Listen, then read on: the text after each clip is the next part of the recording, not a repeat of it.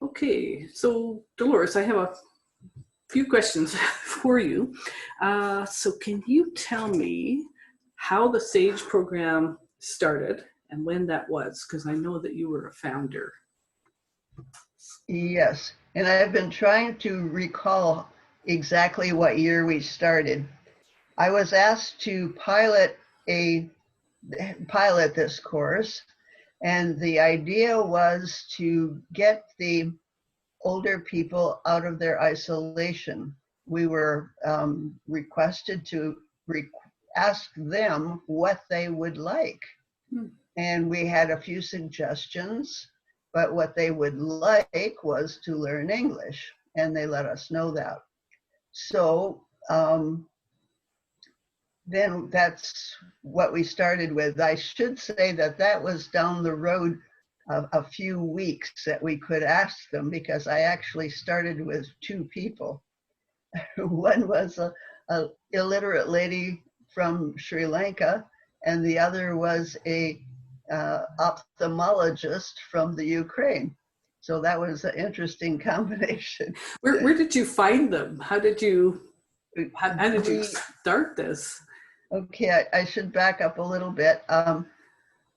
We put notices out in all the social agencies we could think of, like ISA and the Catholic Social Service Place, where they test people.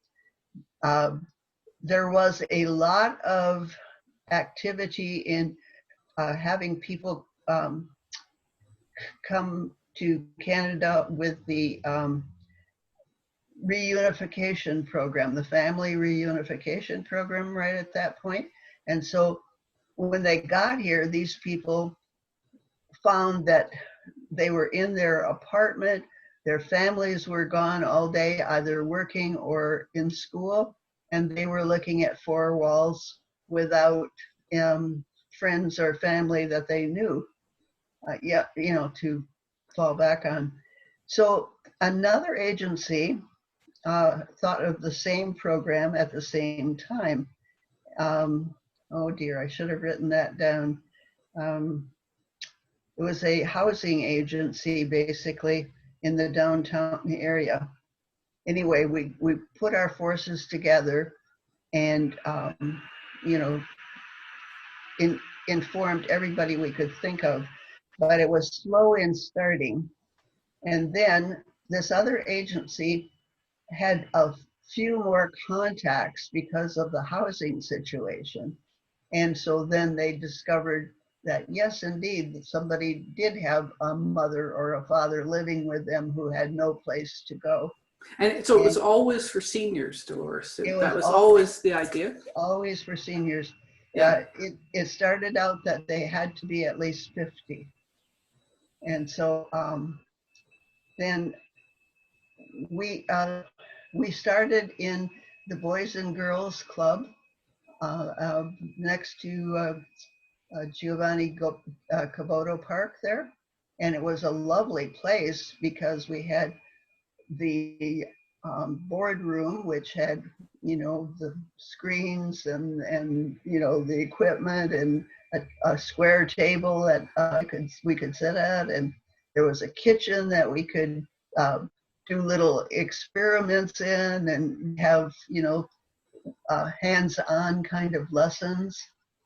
And it soon grew to the extent that we couldn't any longer be there. But by soon, I think it was close to 3 years that we were there. So do you remember the first year? How long ago was this that you started? Yeah, well, as I said, I've been trying to figure that out. Then we moved to another place where we were at least 4 years, maybe 5. And then we moved to a third place, which was the Vietnamese church. And I'm sure we were there at least 5 years. And now we've been downtown at least 5 or 6 years. So add that up. And we'll get the total. It's been over 20 and probably closer to 25 years. That's what it sounds like. Yeah. Yeah. Yeah. So how did it change over the years? How did the Mennonite Center get involved? And Well, the Mennonite Center was my agency from the beginning. We only rented space at SAGE. And so we and this other organization worked together from the almost the beginning. As soon as we saw that it would be the better way to do it. Um, how did they get involved? Well, they would have made an application, that they would have made a proposal to the government to have this. And the first couple of years, I think it would have been one part of the government that, gave the money for it. But then ECALA took over quite quickly, and they were kind of a government pot that would dole out the money to various worthy agencies. And so how did it change?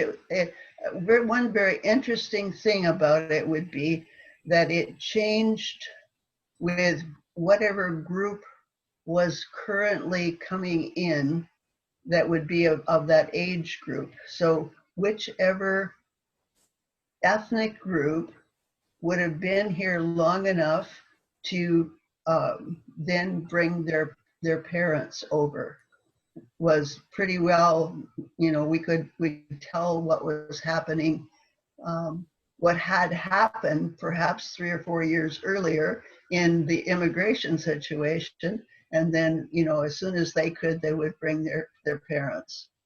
Oh, okay. I didn't realize that it had evolved that way. Different cultural ethnic groups. Yeah. Mm-hmm. And then, of course, go ahead. I was going to say, of course, it was word of mouth. After the first part, the first getting going was very difficult, as because people don't always see signs that are put up at agencies. But once they heard that this was possible, people were soon being in touch with us and saying, my friend says that, you have this English class and so forth. And so we grew very quickly. So what need? What were the most important needs you think the program has met over the years? Getting out of isolation. More important than the language, even. Absolutely. Oh, okay. Once they were there, they wanted to learn English. But the fact that they could build up a what would you say, a relationship group.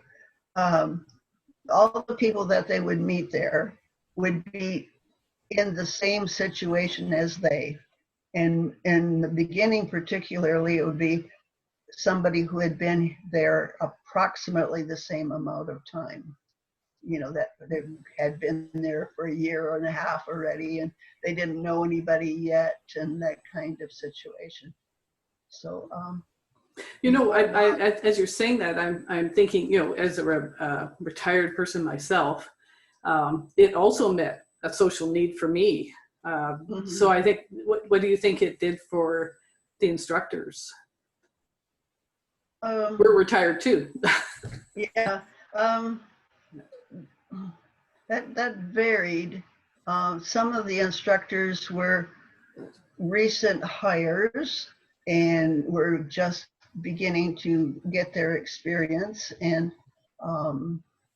that's true. We were a mix. Yeah, this was an organization that didn't require a lot of keeping of statistics. It was a good place to start for some people. Yeah. Yeah. So what do you when you think about the program, what are you most proud of? What am I most proud of? I don't know. I guess I'm most proud of the fact that it did help them build relationships in their new country. And I think that we were pretty important in helping them to accept Canada as their real home and not just a place to visit. We very much tried to teach them what their city was like, and what, you know, what some of the opportunities were, and what their province was like.